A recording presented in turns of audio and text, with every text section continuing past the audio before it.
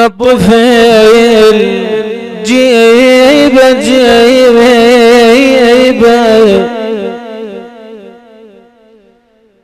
من الماي جن شحن صيبه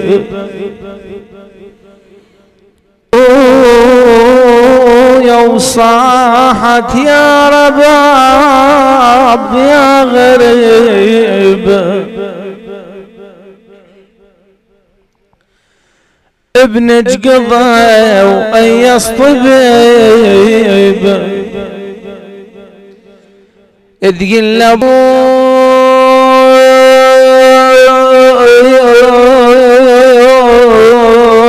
يا الطفل للماء اخذته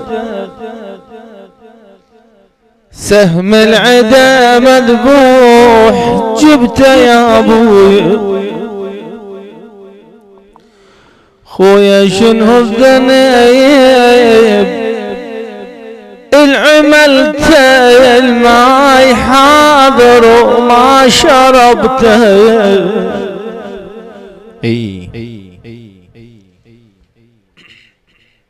تعال لحال أمه الرباب تنظر إلى ولدها الرضيع مذبوح من الوريد إلى الوريد إذ قل ما ظنيت يا ابني ولا جرب بالي والله ما ظنيت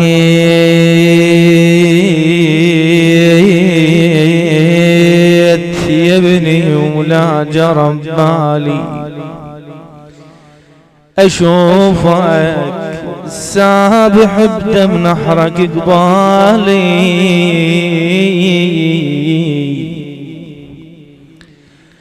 وهزا بالمهد والمهد خالي قل دل اللول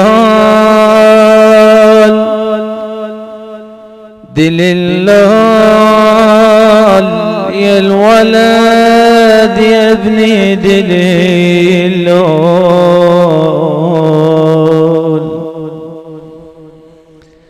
دل اللول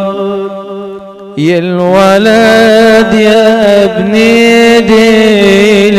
اللول من تبكي انا غيلك دل اللول يا ابني وحياتي وشمعة البيت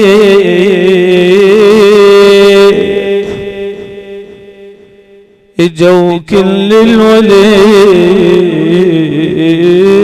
بس انت ما جيت تقل دل اللول يا الولد يا ابني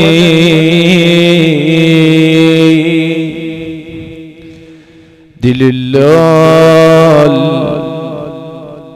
من تبكي انا غيلك دل اللول دل اللول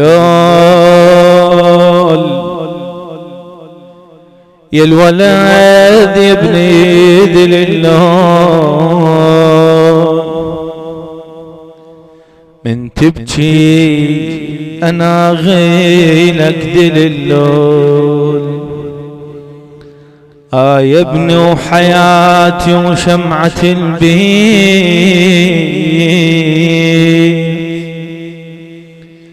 اجوا كل الولد بس انت ما جيت تقل دل اللول يا الولد يا ابني دل اللول من تبكي انا غيلك دل اللول يا ابني وحياتي وشمعة البيت تجوا كل الوليد بس انت ما جيت الدور وين اصبح تعرف مفجوعة بولدها وما تقدر تنظر له. تشوف وليدها عزيز على قلبها مذبوح من الوريد إلى الوريد. يقول في هذه الأثناء الرباب أخذت تنادي لزينب وصاحت تعالي يا زينب يم بنكم، تعالي خليه بخيمكم.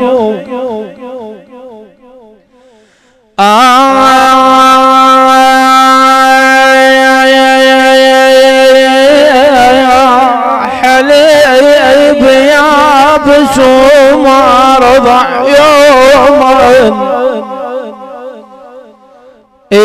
تقلها الله أكبر. ونت زينب ونت وصاح السكينة، تقلها ما تلحق يا والينا علينا أخي